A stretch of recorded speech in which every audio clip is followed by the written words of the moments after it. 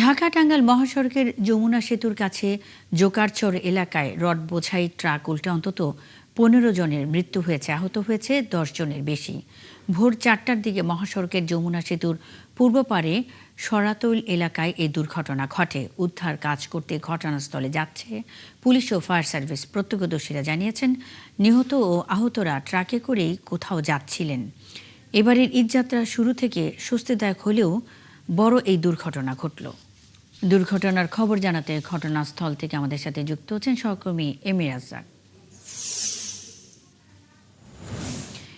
রাজ্জাক, দুর্ঘটনা কিভাবে ঘটল সে বিষয়ে কিছু জানতে পেরেছেন কিনা এবং নতুন করে আর কোনো হতাহতের খবর পাওয়া গেছে কিনা? এছাড়া আহতদের অবস্থা এখন কেমন?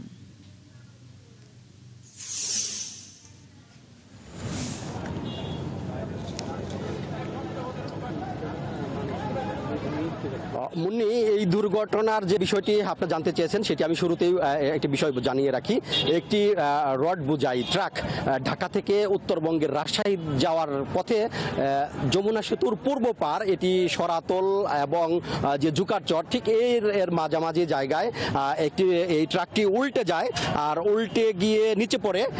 এইখানে এই রড বোঝাই ট্রাকের উপরে থাকা উত্তরবঙ্গের যে যাত্রী ছিল সেই যাত্রীদের মধ্যে অন্তত ১৫ জন নিহতর ঘটনা ঘটে এবং আহত হয়েছে অন্তত ৬ জন। এখানে স্থানীয় লোকজন ঘটনার পর তাদেরকে উদ্ধার করে। ফায়ার সার্ভিসের লোকজন এখানে ঘটনাস্থলে আসেন এবং পুলিশের লোকজনও আসেন। তারা যৌথভাবে এই উদ্ধার কাজ সম্পন্ন করে। আহতদের টাঙ্গাইল মেডিকেল কলেজ হাসপাতাল সেখানে ভর্তি করেছেন এবং নিহতদের তাদের পরিচয় শনাক্তের কাজ চলছে বলে এই দুর্ঘটনা স্থানে আসা অতিরিক্ত পুলিশ সুপার ফৌজিয়া হাবিব যে বিষয়টি জানিয়েছেন এটি আপনাকে জানানোর চেষ্টা করছি। দেখতে পাচ্ছেন যে এখানে দুর্ঘটনায় যারা আহত হয়েছেন তাদের যে জিনিসপত্র রয়েছে সেইগুলো তাদেরকে বুঝিয়ে দেওয়ার চেষ্টা করছে পুলিশের সমন্বয়ে স্থানীয় লোকজন।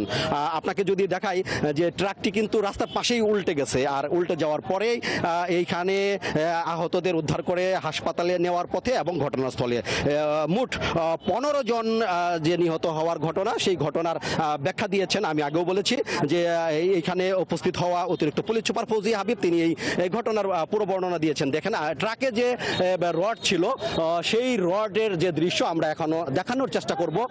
এই রড বোঝাই ট্রাকের উপরেই কিন্তু যাত্রী ছিল।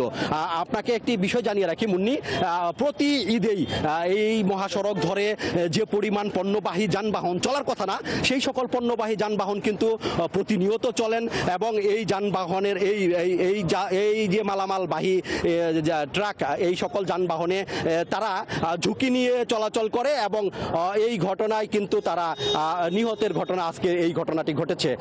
বা এই ঈদের পূর্বে কিন্তু এই সকল মালবাহী ট্রাক কিন্তু চলাচলের কথা না, তারপরেও কিন্তু এই সকল যানবাহন মালবাহী যানবাহন চলাচল করে এবং এই দুর্ঘটনা প্রত্যেক ঈদেই এই ধরনের দুর্ঘটনা কিন্তু দেখা যায়। মুন্নি, এমি রাজ্জাক, অত্যন্ত মর্মান্তিক দুর্ঘটনা এটি। ঈদকে সামনে রেখে খবর রাখতেই থাকুন নিশ্চয়ই। পরবর্তী সংবাদ সংযোগে এই বিষয়ে আরও জানব। ঢাকা-টাঙ্গাইল মহাসড়কের যমুনা সেতুর কাছে জোকারচর এলাকায় রড বোঝাই ট্রাক উল্টে অন্তত ১৫ জনের মৃত্যু হয়েছে, আহত হয়েছে ১০ জনেরও বেশি। এই বিষয়ে সবশেষ খবরাখবর আমরা জানছিলাম সহকর্মী এমি রাজ্জাকের কাছ থেকে।